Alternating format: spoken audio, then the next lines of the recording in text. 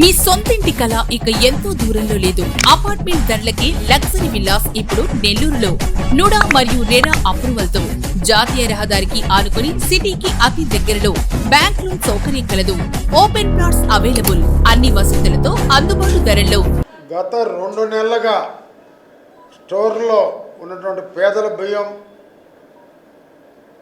2-3 నెలలుగా మద్రాసు నగరానికి తరలిపోతుంది అని అనేక పత్రికల్లో అనేక ఛానల్స్లో చూస్తూ ఉన్నాం.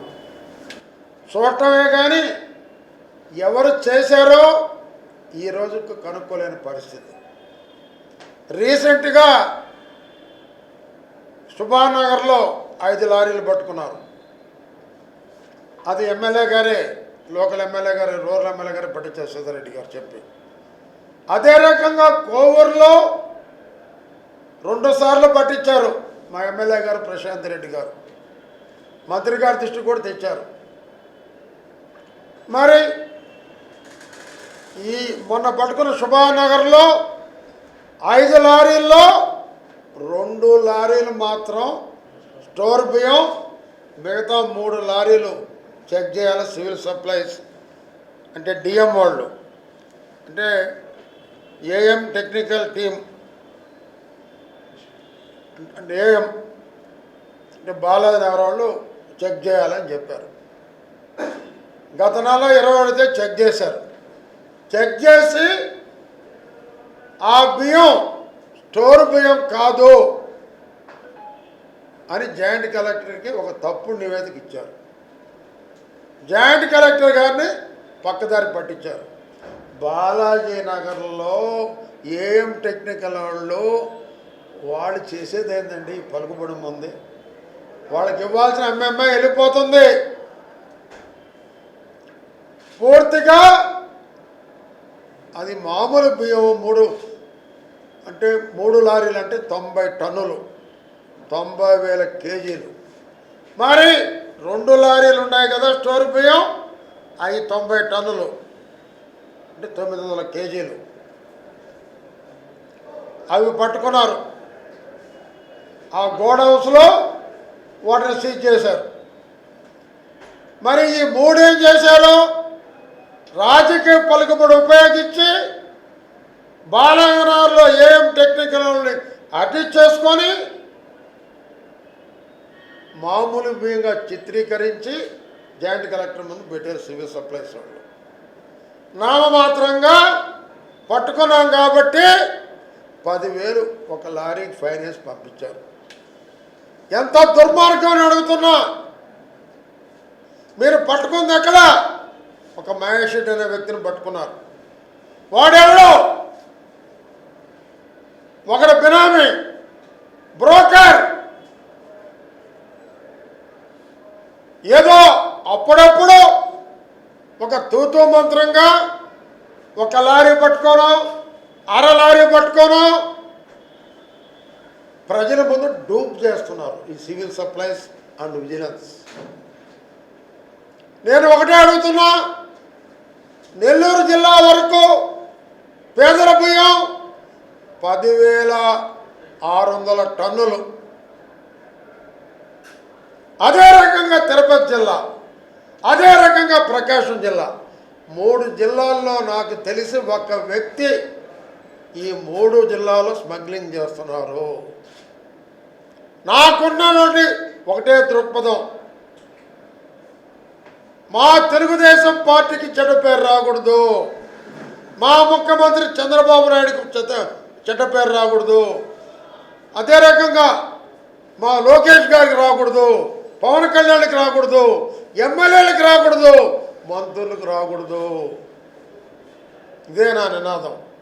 ప్రతిపక్షంలో ఉన్నా అధికారంలో ఉన్నా ప్రజాపక్షమే నా ధ్యేయం. నేను చెప్పేది అడుగుతున్నా, అసలైన దొంగ ఎవరు?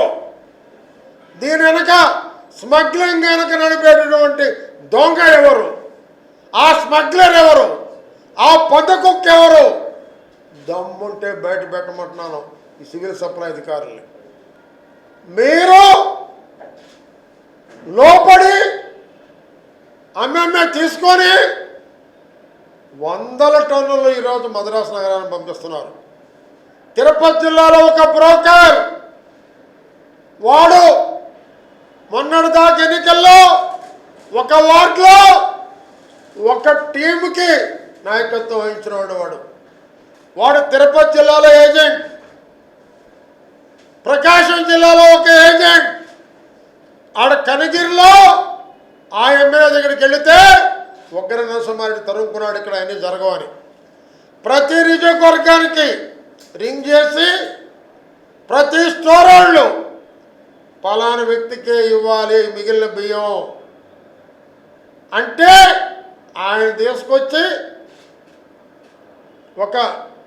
ఒక రైస్ మిల్కి ఇచ్చి ఆయన నాయకుడికి ఇవ్వాల్సిన ముట్ట చెప్పి ఈయన ప్రోగ్రామ్ తీసుకుంటే వాటిని ఆ రైస్ మిల్ వైట్ చేసి మద్రాసులో 50 రూపాయలకు అమ్ముతున్నారంటే పేదల బియ్యం సిగ్గు లేదా అని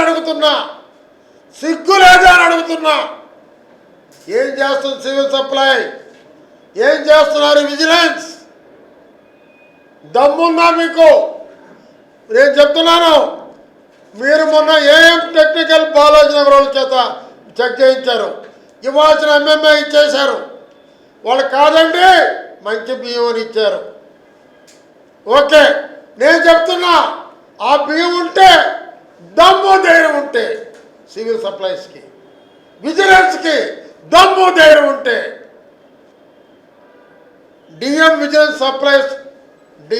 సప్లైస్ కార్పొరేషన్ విజయవాడ ఆడకు పంపించి చెక్ చేయించమనండి, నేను నిరూపిస్తా స్టోర్ బియ్యం అని. ఆ 3 కూడా 90 టన్నులు, మిగతా లారీ 2 కాక ఎవరిని మోసం చేస్తారు? పేద ప్రజలు గొంతు కొడతారా? పేద ప్రజలు పొట్ట కొడతారా? ఏ పార్టీ అయినా ఒప్పుకోను.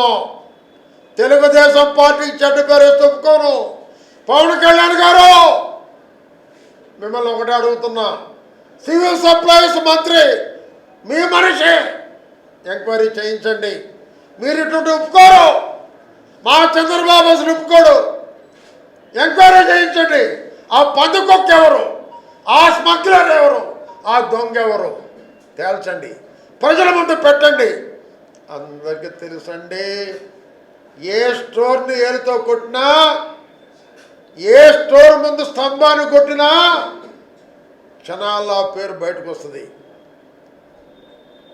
ఎప్పుడు లేని చరిత్రలో, ఏ ప్రభుత్వం లేని చరిత్రలో అన్ని జిల్లాల్లో ఏ నియోజకవర్గానికి ఆ నియోజకవర్గం రింగ్ చేసి ప్రజా పంపిణీ వ్యవస్థని సర్వనాశనం చేసి పేద ప్రజలు పొట్టగొట్టి డబ్బు సంపాదించేటటువంటి పందుకుక్కల పేరు బయట పెట్టాలా? మాటకొస్తే బేస్తవారిపాళెం ప్రకాశం జిల్లాలో rice mill, Vasavi rice mill వాళ్ళ బిల్లులు ఉన్నాయి. నెల్లూరులో ఒక రైస్ మిల్ బిల్లులు ఉన్నాయి. కొడవలూరులో ఒక రైస్ మిల్ బిల్లు ఉంది. అంటే ఈ 3 బిల్లులేనా ఉండేది? అంటే నెల్లూరు ప్రకాశం జిల్లాలో ఇవేనా? తిరుపతి నాకు తెలియదండి ఏ రైస్ మిల్లో. ఈ 2 జిల్లాల్లో 3 ఇచ్చేది సర్టిఫికేట్లు. ఇంకా లేవా అని అడుగుతున్నా. పత్రికలు రాస్తున్నాయి, ఛానల్స్ రాస్తున్నాయి. జవాబు ఏది? మీ ప్రశ్నకి ఆన్సర్ ఏది? ఎవడి దొంగ, ఎవడి స్మగ్లర్? వాడి మీద పీడీ యాక్ట్ ఎందుకు పెట్టరని అడుగుతున్నా. ఒక రౌడీని పట్టుకుంటే పీడీ యాక్ట్ పెడతామంటున్నారు. ఆ రౌడీ వల్ల ఆ ప్రాంతంలో కొంతమందికి నష్టం. కానీ ఈ బియ్యం స్మగ్లర్ వల్ల, ఈ బియ్యం దొంగ వల్ల, ఈ బియ్యం దోపిడీదారు వల్ల లక్షలాది మంది పేద ప్రజలకు కడుపు కొట్టినట్టు అవుతుందని చెప్పి తెలియజేస్తా ఉన్నా. మరి మొన్నెక్కడో రంగనాథపేటలో ఏ గంజాయి కొట్టింది చచ్చిపోతే సీఎం సస్పెండ్ చేశారు. నేను కాదంటున్నా. మరి వందలాది టన్నులు 3 రాష్ట్రాల నుంచి మద్రాసుకు వెళ్తుంటే ఒక్క సివిల్ సప్లై అధికారిని సస్పెండ్ చేశారా? ఒక్క విజిలెన్స్ అధికారిని సస్పెండ్ చేశారా? అసలైన దొంగను బయట పెట్టారా? ఎందుకు మీకంత భయం? ఎందుకు మీకంత భయం? ఇసుక స్మగ్లర్ ఎవరో పోలీసు పట్టలేకుంటే అర్ధరాత్రి వెళ్ళి నేను పట్టించాను. ఈ రాష్ట్రంలో ఇసుక స్మగ్లర్ని దొంగల్ని పట్టించింది నేనే, పార్టీకి మంచి పేరు రావాలని.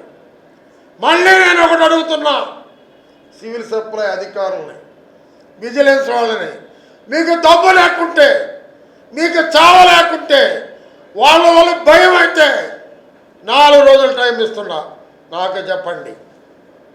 మీ వల్ల కాదని బహిరంగ నాకు చెప్పండి, నేను పట్టిస్తాను. ఆ స్మగ్లర్ పేరు బయట పెడతా, ఆ పథకకు పేరు పట్టిస్తా, ఆ స్మగ్లర్ పేరు ప్రజలకు తెలియజేస్తా. ఆ స్మగ్లర్ మీద పీడీ యాక్ట్ పెట్టండి. ఎవరో ఒక చిల్లర రౌడీ మీద పీడీ యాక్ట్ పెట్టేది కాదు. ఎవరో ఎక్కడో గంజాయిలు చచ్చిపోతే ఒక సీఎం సస్పెండ్ చేసేది కాదు. లక్షలాది మంది పేదల ప్రజలు పొట్టగొట్టేటువంటి బియ్యాన్ని దోచుకునే దొంగల మీద పీడీ యాక్ట్ పెట్టమండి. తెలుగుదేశం పార్టీ నాది. ఈ పార్టీకి అధికారంలోకి వచ్చేదానికి కష్టపడే లక్షలాది మందిలో నేను ఒకరిని కాబట్టి, ఈ పార్టీని రక్షించుకోవాలి కాబట్టి నేను ప్రజల మీదకి వస్తున్నా. ఎవరికి భయపడే ప్రసక్తే లేదు. అడుగు ముందుకు వేస్తే వెనక్కేసే ప్రశ్నే లేదు. చెప్పాను కదా, మరొక్కసారి చెప్తున్నా, సివిల్ సప్లై అధికారులారా మీ లంచాలు మానండి. విజిలెన్స్ అధికారులారా ధైర్యం తెచ్చుకోండి. మీ వల్ల కాకుంటే నాకు అప్పగించండి. ఇసుకెట్ట పట్టించాను, అర్ధరాత్రి 11 నుంచి 3 దాకుండి ఇదే బియ్యాన్ని కూడా పట్టిస్తానని ఛాలెంజ్ చేస్తున్నా. మీ అసమర్థతను తగ్గించుకోకపోతే మీ మీద చర్యలు ఉంటాయని హెచ్చరిస్తున్నా.